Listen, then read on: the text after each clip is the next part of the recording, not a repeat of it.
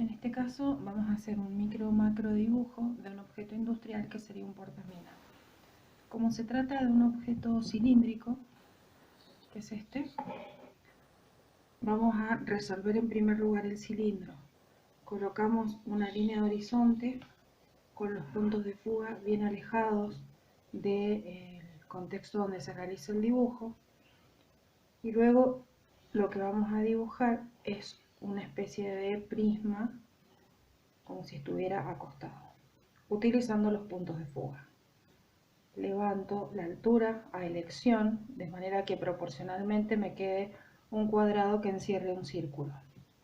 Luego voy al punto de fuga, levanto hasta encontrar la que fugue, voy al otro punto de fuga y con estas líneas cierro en la distancia en la que estoy pretendiendo trabajar, o sea, en una proporción del largo que quiero trabajar. Este espacio, que es cuadrado, es en donde se inscribe la elipse que contendría al cilindro. Luego voy al punto de fuga hasta cortar atrás, voy al punto de fuga hasta cortar las líneas de atrás y acá nuevamente vuelvo a unir con una elipse y así se dibuja un cilindro en perspectiva, inscribiéndolo en el prisma que lo contiene. Para comenzar a pintar, acá hemos resuelto todos los objetos, que se trata del mismo objeto, con diferentes niveles de acercamiento. En este, que es el más pequeño, donde se ve completo, podemos trabajar con un color acuarelable porque me permite mayor definición, ya que se trata de un objeto mucho más pequeño. Simplemente puedo trabajar de manera suave con algunas zonas y luego extenderlas con agua. Cada vez que pintamos un objeto cilíndrico, tenemos que entender que la luz hace un recorrido de la forma curva. De manera que tengo zona oscura, zona luminosa, que implica también el volumen, y un pequeño rebote de luz en los bordes.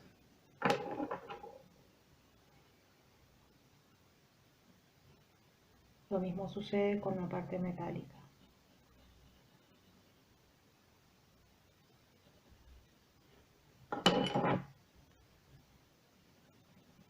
Acá vuelvo otra vez al material plástico.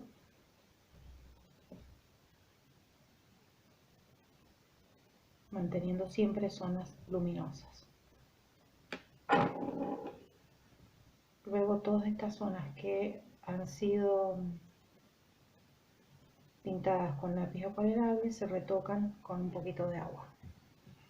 En el cono pasa lo mismo.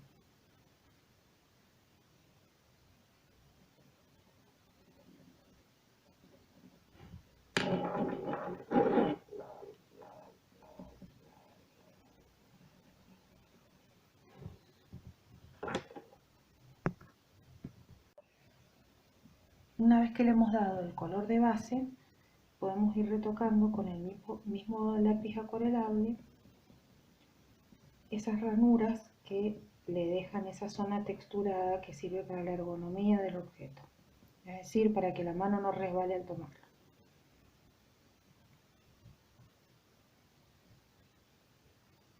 Cuando hacemos este trazado de las elipses, tenemos que respetar las zonas de luz. Es decir, toda esa zona va más clara porque es luminosa. Ahora con un pincel finito le pasamos un poquito de agua a algunas de las zonas que ya han sido coloreadas para que quede con una técnica más expresiva. Ayuda también a la definición.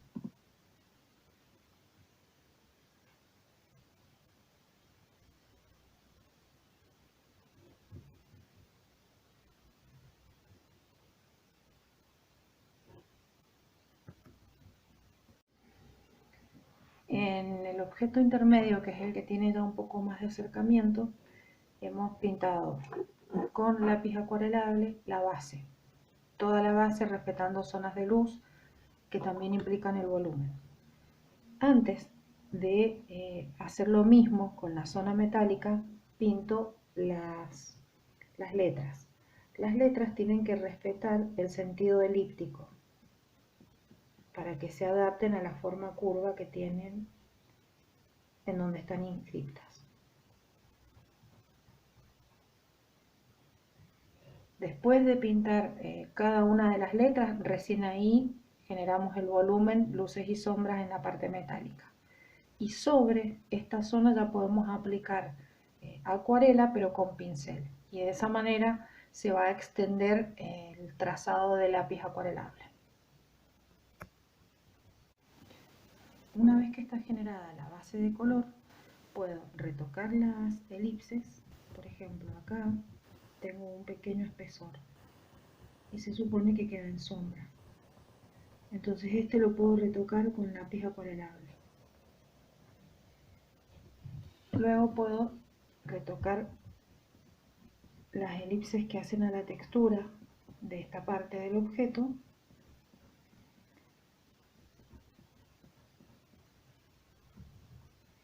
de manera que quede siempre las zonas intermedias con luz, que es lo que da la idea de volumen. Y una vez que tengo marcadas las elipses, ya puedo trabajar con un poquito de color con pincel.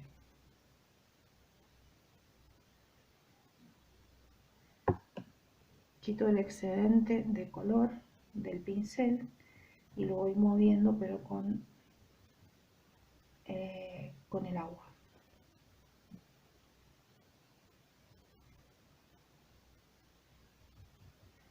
Sin saturar. Si termino saturando las superficies, le quito la sensación de luz y sombra y la sensación de volumen.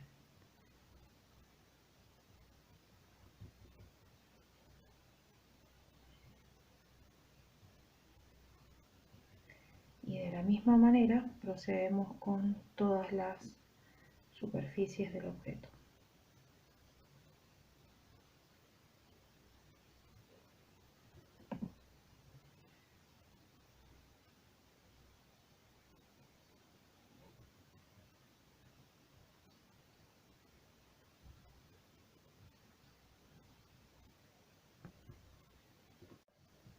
Para pintar el último, que es el que tiene más nivel de acercamiento, primero está dada una base con lápiz acuarelable pero en seco.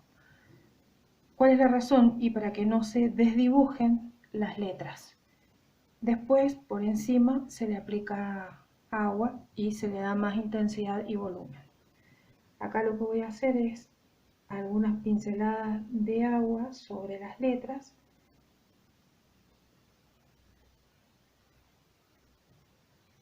para que se familiaricen visualmente con la técnica aplicada en los otros objetos.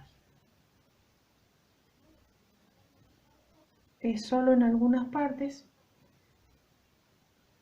y no lo voy a volver a tocar hasta que esté bien seco para poder aplicar el agua sobre esta otra zona.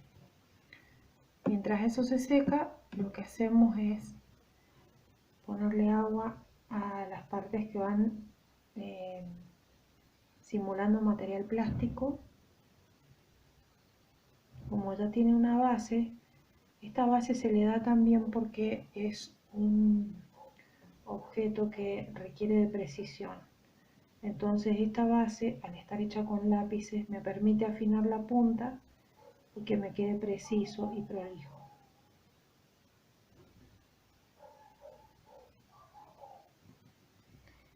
La zona de arriba es la zona más luminosa, por eso lleva menos color y más agua. Acá estaría en sombra. Este anillo también va levemente en sombra.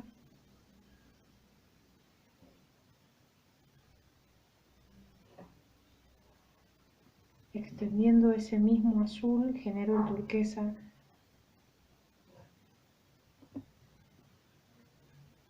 de esta otra zona cilíndrica. Le aplico agua para extender, lo mismo abajo.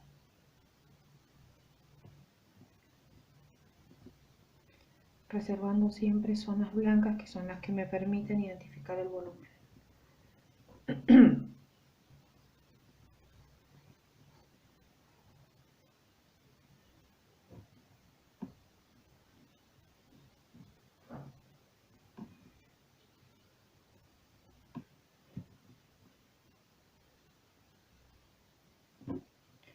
Ahora tengo que esperar que se sequen bien las letras para aplicar un poco de agua sobre la zona metálica.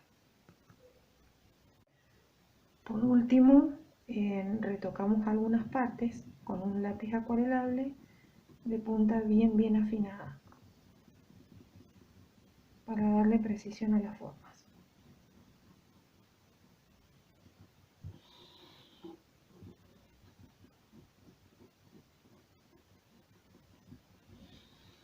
Al final se le puede aplicar microfibra, pero solamente a las letras si quisieran